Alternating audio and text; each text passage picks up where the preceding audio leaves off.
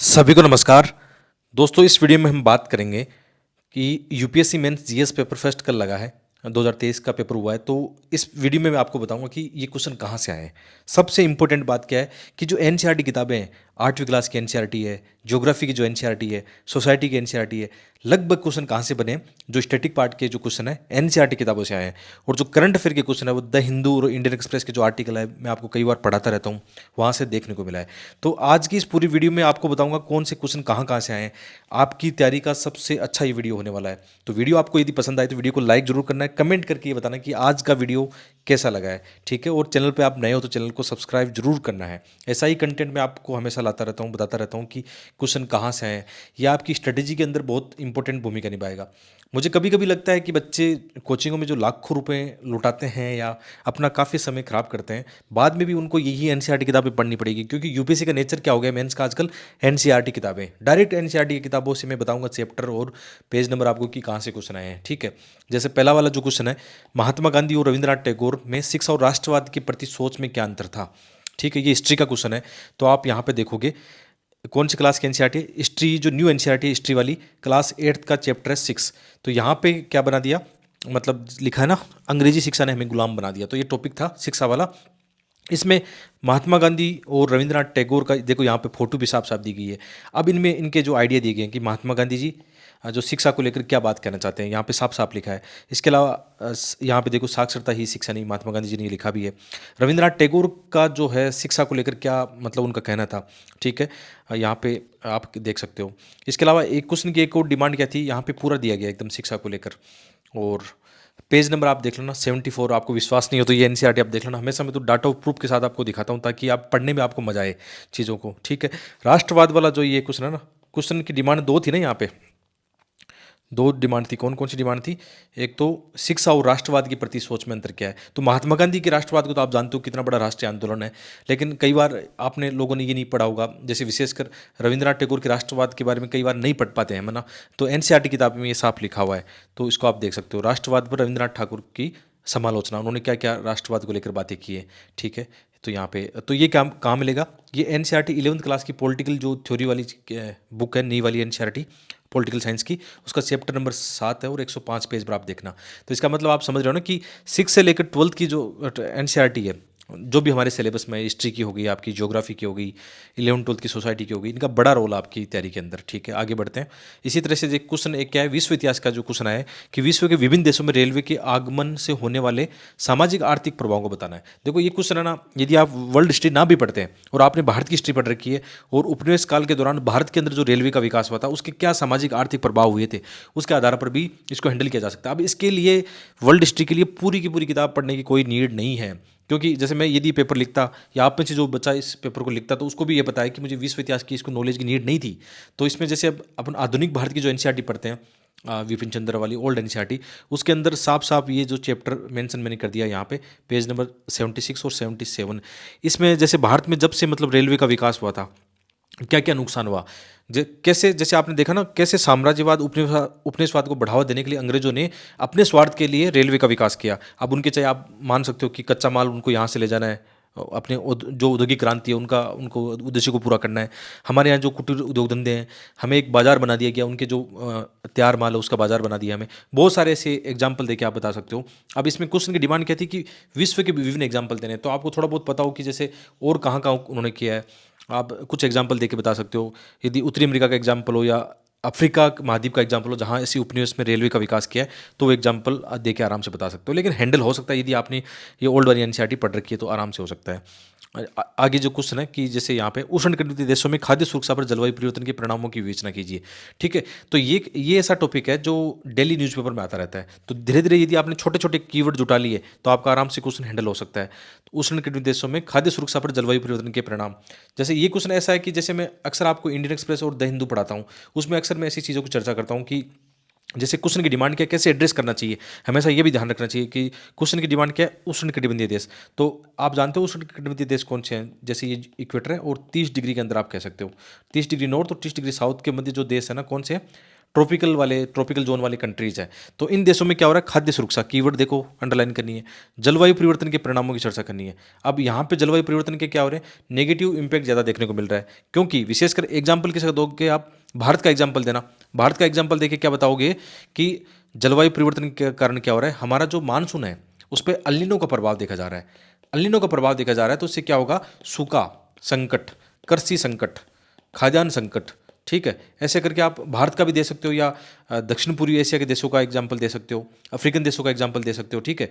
ऐसे करके बहुत सारे एग्जाम्पल आपको इसमें ऐड करने होते हैं। तो ये लगातार मैं आपको इससे पढ़ाता रहता हूँ। तरीका यही है, आप मैप बना के इसमें बता सकते हो आराम से, ठीक है। मॉडल आंसर चलो बाद में लेके आएंगे, आप जानते हो मॉडल आंसर हम बहुत अच्छे से लाते हैं, इसलिए आप चैनल पे जुड़े रहना, अपना जो टेलीग्राम है वो उस पर जुड़े रहना। मैं कई बार कितने अच्छे मॉडल आंसर आपको वहाँ शेयर करता रहता हूँ, ठीक है। तो ये टॉपिक मैंने कवर किया था 16 जून को द हिंदू इंडियन एक्सप्रेस में एक आर्टिकल आया था, इंडियन एक्सप्रेस का आर्टिकल था, उसमें क्या था, a hand to the small farmer. तो इस आर्टिकल में बहुत सारी बातें चर्चा में की थी कि अभी जैसे G20 का सम्मेलन हुआ था, तो यहाँ पे जो खाद्य संकट है, विशेषकर जो विकासशील राष्ट्र हैं, उनको लेकर ऐसे मुद्दे चर्चा में रहे थे। तो इसमें आपको डाटा भी चाहिए, कितने लोग वैश्विक स्तर पर जो है खाद्यान्न संकट से जूझ रहे हैं। तो इंट्रोडक्शन पार्ट में क्या लिखना चाहिए हमें, जैसे एक क्वेश्चन है खाद्य सुरक्षा को लेकर क्वेश्चन है, तो इंट्रोडक्शन पार्ट में ये लिख देना चाहिए कि वर्तमान में, जैसे यहाँ पे लिखा भी है कि लगभग 800 मिलियन से अधिक लोग भूखे सोते हैं एक टाइम। वैश्विक डाटा है, विश्व बैंक का ये डाटा है, तो इंट्रोडक्शन में ये डालना चाहिए। फिर बॉडी पार्ट में डालना चाहिए क्या क्या उसमें रीजन हो रहे हैं। इस आर्टिकल को आप देखोगे तो हो जाएगा। मैं ये बताना चाह रहा हूँ कि जो करंट अफेयर के क्वेश्चन आते हैं कहाँ से कवर होते हैं, यदि आप लगातार मतलब द हिंदू या इंडियन एक्सप्रेस के आर्टिकल पढ़ते हो, हिंदी माध्यम के विद्यार्थी जैसे जो राष्ट्रीय संस्करण आता है कौन सा, दैनिक जागरण का, वो पढ़ सकते हैं। लेकिन यदि वो नहीं पढ़ना चाहिए, मैं हमेशा आपको सप्ताह भर में एक द हिंदू का सप्ताह भर का जो कंटेंट होता है आपको वीडियो बना के और नोट्स टेलीग्राम पे शेयर करता हूँ, देख लेना। मैं तो आपको दावे के साथ दिखा सकता हूँ कि अपने नोट्स कितने इफेक्टिव है, एकदम डायरेक्ट क्वेश्चन भी दिखाऊंगा अभी कि ऐसे क्वेश्चन आए हैं, ठीक है। तो एनसीईआरटी प्लस करंट अफेयर के बाद में एक मैगजीन जरूर पढ़नी है, जैसे विजन की या दृष्टि की जो भी मैगजीन आप जरूर करना, इतना सफिशिएंट है, बाद में ज़्यादा कुछ नहीं करना है, ठीक है। आगे बढ़ते हैं। नेक्स्ट क्वेश्चन कौन सा है कि यहाँ पे आज विश्व ताजे जल के संसाधनों की उपलब्धता और पहुंच के संकट से क्यों जूझ रहा है। अब ये बात आपको पता है कि ऊपर वाला क्वेश्चन किसका था, जलवायु परिवर्तन का था। तो आजकल हम जानते हैं ना कि जो जल का संकट आया है, जो ताज़ा जल है, शुद्ध जल है, ठीक है, पीने योग्य जो जल है, इसमें संसाधनों की उपलब्ध और पहुंच का संकट क्यों हो रहा है। तो इसमें दोनों कारण हैं। दोनों कारण कौन से, प्राकृतिक भी होंगे और मानव निर्मित कारण भी होंगे, ठीक है। प्राकृतिक में आप क्या बताओगे, आजकल जैसे अल नीनो, जलवायु परिवर्तन, सूखा संकट, ये जो तापमान बढ़ रहा है, ग्लेशियर पिघल रहे हैं, वाष्पीकरण की दर बढ़ रही है, ये सब प्राकृतिक कारणों में आएगा। मानव निर्मित कारणों में क्या आएगा, अब हमारा कृषि पैटर्न कैसा है, कितना हम जल उपयोग करते हैं, दुरुपयोग करते हैं, उपयोग करते हैं, जो भी है, उद्योगों में कितना जल, मतलब ऐसे ही, मतलब प्रदूषण से सब ये आप बताओगे ऐसे कार्य। और हाल ही में आप देखोगे ना कि जैसे जो हमारे जल संरक्षण की पद्धतियां हैं उनको हमने नष्ट कर दिया है। ऐसे बहुत सारे कारकों पर आपको चर्चा करनी है, एग्जाम्पल केस स्टडी बतानी है। जैसे आप ना इसका चेन्नई का इनके संकट देना है, आपने केप टाउन का जो सूखा संकट देखा होगा, दक्षिण अफ्रीका में कितना जल संकट देखने को मिल रहा था। तो आपके पास इंट्रोडक्शन पार्ट में क्या होना चाहिए, कोई रिपोर्ट या डाटा होना चाहिए। तो जैसे आप देखोगे, अच्छा ये टॉपिक कहाँ से कवर किया गया, ये 10th क्लास की जो एनसीईआरटी है अपनी ज्योग्राफी की 10th क्लास की न्यू एनसीईआरटी, उसके अंदर ये टॉपिक मैंने भी आपको पढ़ाया था जब लेसन बनाए थे। तो जो हम पढ़ते हैं ना उसका बहुत फर्क पड़ता है। तो यहाँ पे जल आपके पास डाटा है, जल संसाधन का कितना पानी है, विश्व के कुल कितना महासागरों में, ये सब डाटा दे रखा है। ये कारण था जल संकट का कारण। क्वेश्चन क्या है, क्वेश्चन का ये तो आया जल संकट का कारण, संकट क्यों हो रहा है। तो यहाँ पे मैंने आपको पहले ही ये करवाया था जब मैं एनसीईआरटी पढ़ा रहा था, मैं बता रहा था आपको, ठीक है। ये अभी भी आप जैसे आप लोगों ने नहीं देखा है तो ज्योग्राफी की मैंने 6 से लेकर 12 तक की एनसीईआरटी अपने चैनल पे फ्री ऑफ कॉस्ट पढ़ाई है, ठीक है। तो ये आप देख सकते हो। जल संकट के कारण क्या है, देखो शहरीकरण है, तकनीकी, बहुत सारे कारण बता दिए, हरित क्रांति, जल प्रदूषण, इतने कीवर्ड तो लिखने होते हैं उसमें, ठीक है। इसमें 2 तरीके से बांट लेना, एक प्राकृतिक और एक मानव जनित कारण हो। तो मानव जनित कारण को में ये आ जाएगा कि क्या क्या इसमें समस्या हो रही है। बाद में आपको सोल्यूशन पार्ट भी बताना है कि जल संरक्षण और प्रबंधन की क्या क्या पद्धतियाँ हैं। इतना ज़्यादा, मतलब मैं दावे के साथ कह रहा हूँ कि यदि ये एनसीईआरटी आपने पढ़ ली, 10th वाली एनसीईआरटी आपने पढ़ी होती, तो आपका ये क्वेश्चन बहुत ही अच्छे से होता। आराम से आप इसको डायग्राम बना के, जो भी इसके प्रभाव है सब कुछ आप इसमें समझा के, ये 10th क्लास की एनसीईआरटी आप देख रहे हो ना। तो एनसीईआरटी किताबों का कितना महत्व है, ये 10th क्लास की एनसीईआरटी है, बार बार बता रहा हूँ। इसमें 8th क्लास की, 10th क्लास की एनसीईआरटी से मेंस में क्वेश्चन आते हैं।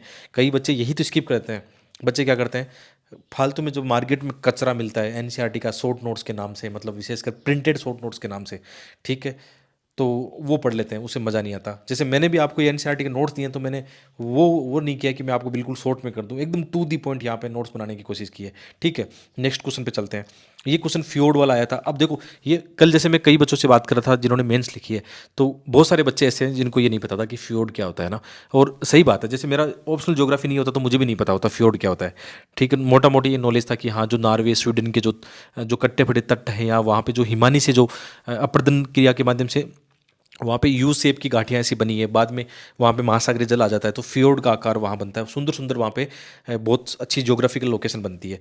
लेकिन यदि आप 11th क्लास वाली फिजिकल एनसीईआरटी पढ़ते तो उसमें साफ साफ लिखा होता है फियोर्ड कैसे बनता है, फियोर्ड साफ साफ लिखा है।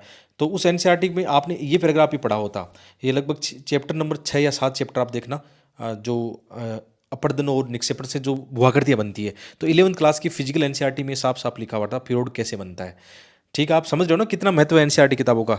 यही तरीका होना चाहिए। ये one of the best video, आज मैं खुद कह रहा हूँ कि इतना मैंने रिसर्च किया 2 दिन में बैठ के कि यार बच्चों को ये पता होना चाहिए कि उनको क्या पढ़ना है क्या छोड़ना है। क्यों यार लाखों रुपए वो कोचिंगों में लुटा रहे हैं, अपना टाइम खराब कर रहे हैं, और वहाँ पे वो चीज़ ये चीज़ कवर ही नहीं करते हैं। वो बड़ी बड़ी चीज़ें पढ़ाते हैं, बड़ी बड़ी चीज़ें पढ़ाएंगे आपको मोटी मोटी किताबों से जहाँ से क्वेश्चन ही नहीं आते हैं। तो क्यों ना आप सिंपल वे में एक एनसीईआरटी को 10 बार आप भी पढ़ लो ना, आपका काम बन जाएगा।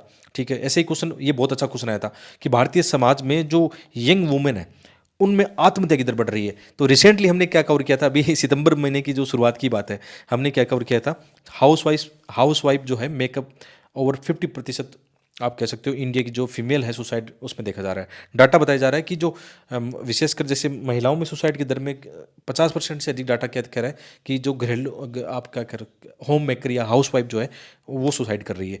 अब देखो ये क्वेश्चन आया, जैसे ये क्वेश्चन आया कि भारत से समाज में नवयुवतियों की आत्महत्या क्यों बढ़ रही है, तो इसमें इंट्रो में आप क्या डालोगे, इंट्रोडक्शन पार्ट में क्या डालोगे।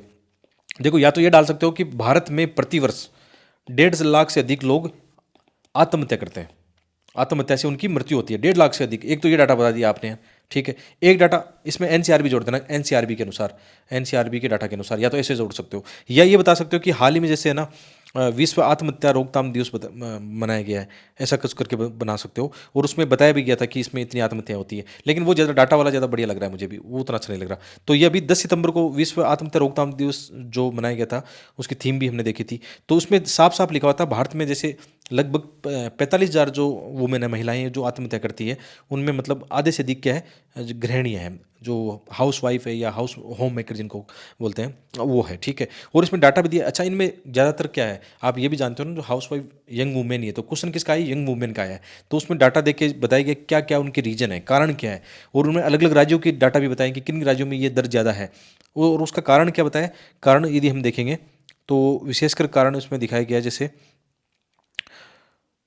ठीक है इसको, अच्छा यहाँ पे मैंने ये पूरी स्लाइड नहीं लगाई है, वो अपने द हिंदू वाले नोट्स में, ठीक है, ये तो आपको दिखाने के लिए मैंने ये बता दिया है। तो कारणों में वो बताया गया था कि उनको आज़ादी नहीं होती, या उन पर कह सकते हो आप है ना दहेज जो पड़ता है, उसके कारण भी दहेज मृत्यु उसमें देखी जाती है, सुसाइड टेंडेंसी देखी जाती है। उनके आपसी जो पारिवारिक रिश्ते हैं उनमें भी चीज़ें देखी जाती है, या उनको आर्थिक आज़ादी नहीं होती, डिसीजन मेकिंग नहीं होता, और भी बहुत सारे मतलब कारण होते हैं। ठीक है, ऐसे कारणों को इसमें डिस्कशन करना चाहिए था। तो ये सोसाइटी का क्वेश्चन है, ये हमने पहले ही डिसाइड किया था कि हम पढ़ेंगे कैसे, क्वेश्चन की डिमांड के हिसाब से पढ़ेंगे। तो ये द हिंदू में ये आर्टिकल आया था, वो कवर किया था हमने। ठीक है, आगे क्वेश्चन क्या आया था, आजकल क्या हो रहा है, बच्चों को में मोबाइल फ़ोन की प्रवृत्ति ज़्यादा बढ़ रही है, तो जो हमारा पालन पोषण है, सामाजिकरण की जो प्रक्रिया है ना, परिवार में कैसे हम इन चीज़ों पर मतलब आगे बढ़ रहे हैं, तो इन पर चर्चा करनी है आपको कि मोबाइल फ़ोन का क्या मतलब महत्व या नुकसान होता है। तो अभी हाल ही में क्या हुआ था, यूनेस्को की एक रिपोर्ट आई थी स्मार्टफोन को प्रतिबंध लगाने को लेकर, है ना, और उसमें बताया गया था ये चीज़, यही चीज़ें बताई गई थी कि इनसे क्या क्या नुकसान होता है, उनका जो भी लालन पालन है, उनकी मानसिक क्षमता है, उन पर कितना नेगेटिव इंपैक्ट पड़ता है।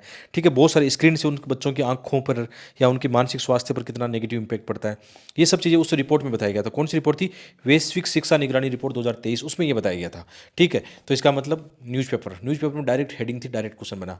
ठीक है, तो मैं 2 चीज़ों पर यहाँ पे फोकस कर रहा हूँ आपके, है ना, एक तो एनसीईआरटी किताबों पे, दूसरा न्यूज़पेपर पे, 2 चीज़ों पे फोकस कर रहा हूँ कि इन पर आप ज़्यादा चलोगे ना ज़्यादा फायदा होगा, मोस्ट ऑफ क्वेश्चन आपके यहाँ से हो जाएंगे। ठीक है, हालांकि वैल्यूडेशन के लिए कुछ ना कुछ करना पड़ता है न्यूज़पेपर से, या जो कोचिंग के नोट्स मार्केट में मिलते हैं, उनके हैंड रिटन नोट्स जो भी मिलते हैं उनसे भी आप कर सकते हो, लेकिन मोटा मोटी यदि हम देखें तो क्वेश्चन कहाँ से आ रहे हैं आप देख सकते हो। ठीक है, आगे बढ़ते हैं। जैसे ये क्वेश्चन आया था वैदिक समाज वाला, और वैदिक समाज और धर्म की मुख्य विशेषता बतानी है, साथ में आज भी मतलब भारतीय समाज में इसकी विशेषताएं। यदि आप 11th क्लास की जो ओल्ड वाली एनसीईआरटी है, 11th क्लास की old NCERT R S Sharma वाली जो बुक है, उसके पेज नंबर जाओगे 83 और 84 पर, तो वहाँ पे ऋग्वेदिक समाज और ऋग्वेदिक जो धर्म है उसकी पूरी विशेषता लिखी गई है।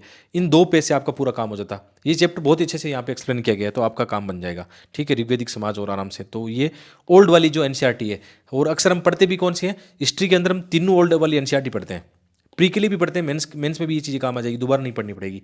तो तीनों ओल्ड वाली एनसीईआरटी, प्राचीन भारत आर एस शर्मा, मध्यकालीन सतीश चंद्र शर्मा ऐसा कुछ नाम है, आधुनिक भारत विपिन चंद्र एनसीईआरटी जो है, उनसे आपका कवर हो सकता है। तो ये साफ साफ लिखा हुआ है।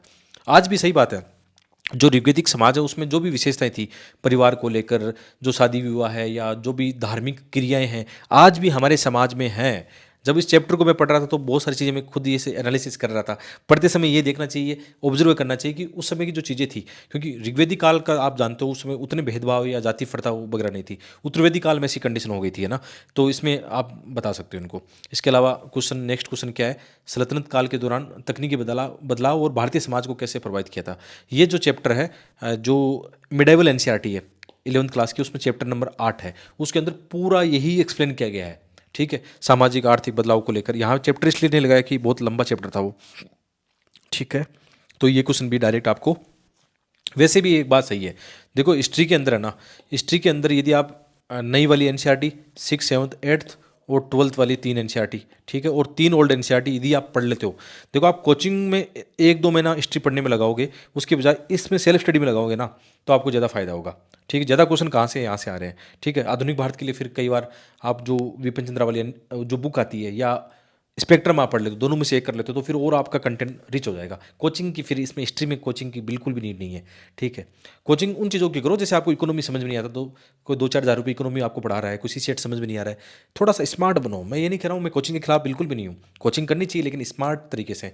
अब आप कहीं मतलब पॉलिटी पढ़ने जाते हो, जैसे किसी कोचिंग में 2 लाख रुपये 4 लाख रुपये आप देते हो ना, वहाँ पे आपको पॉलिटी भी पढ़ा रहे हैं, लक्ष्मीकांत से पढ़ाएंगे या जो भी चीज़ें पढ़ा रहे हैं, हिस्ट्री भी पढ़ा रहे हैं, तो ये चीज़ें तो खुद भी पढ़ सकते हो जहाँ पे। और इन कोचिंगों की एक समस्या भी मैंने देखी है कि हमें नीड होती है साइंस और टेक की और इकोनॉमिक्स की नीड होती है कि ये चीज़ें समझ में नहीं आती, वही उनके पास टीचर अच्छे नहीं मिलते बहुत ही मुश्किल से ऐसे टीचर मिल पाते हैं ना। तो आप समझ रहे हो मैं क्या कहना चाह रहा हूँ आपको ना, प्रैक्टिकल सजेशन दे रहा हूँ आपको, समझ जाओ इस बात को। नेक्स्ट क्वेश्चन देखो, ये क्वेश्चन था ना कि औपनिवेशिक शासन में आदिवासियों को कैसे प्रभावित किया और औपनिवेशिक उत्पीड़न के प्रति आदिवासी क्या प्रतिक्रिया थी। ये 2 एनसीईआरटी में आपको मिलेगा, एक तो 8th क्लास की एनसीईआरटी और एक 12th क्लास की जो एनसीईआरटी है ना, ठीक है, उसमें मिलेगा। तो मैंने यहाँ 8th क्लास की जो एनसीईआरटी चैप्टर नंबर 4 लगा दिया, उसमें यही हेडिंग थी, औपनिवेशिक शासन से आदिवासियों के जीवन पर क्या असर पड़ा। देखो औपनिवेशिक शासन आदिवासियों को कैसे प्रभावित किया, देखो एकदम हेडिंग है 8th क्लास। यूपीसी पता नहीं आजकल 8th क्लास की एनसीईआरटी को बहुत फॉलो करता है। लास्ट टाइम भी एक प्राइमरी रोग का क्वेश्चन था, वो 8th क्लास की ज्योग्राफी की एनसीईआरटी से था। इस बार 8th क्लास की एनसीईआरटी से 2 क्वेश्चन आ गए ऐसे, एक तो आदिवासी वाला आ गया, यहाँ पे मैंने लगा दिया, एक जो शिक्षा वाला हमें ऊपर देखा था, 2 क्वेश्चन आगे पीछे के चैप्टर से आ गए हैं, तो इसमें पूरा क्वेश्चन है यहाँ पे चर्चा की गई है। ठीक है, नेक्स्ट क्वेश्चन, ये क्वेश्चन देखना आप कि भारत की लंबी तटरेखा संसाधन क्षमताओं पर टिप्पणी कीजिए, कि हमारी जो तटरेखा उसमें क्या क्या संभावनाएं हैं संसाधनों की, है ना। एक तो वो बता सकते हो, संसाधन बहुत प्रकार के हो सकते हैं। ठीक है, इसके अलावा जैसे संसाधन में आप वन संसाधन भी बात कर सकते हो। ठीक है, वन संसाधन में आप जानते हो तटों पर क्या है, मैंग्रोव वन है, कच्छ वन है, ठीक है, परवाल भितियाँ भी तटों के आसपास है, या वहाँ बहुत सारे अभयारण्य भी हैं, उनके बारे में आप बात कर सकते हो। ठीक है, और कोई खनिज संसाधन हो या संसाधन क्षमता में हम जानते हैं कि जो तटीय रेखा है उसके आसपास आजकल क्या हो रहा है, जो विंड या सौर ऊर्जा के जो ऐसी योजनाएं चल रही है, तो संसाधनों पर जब बात करो तो इस तरीके से आप बात कर सकते हो कि हमारे पास इतनी अच्छी अपॉर्चुनिटी है।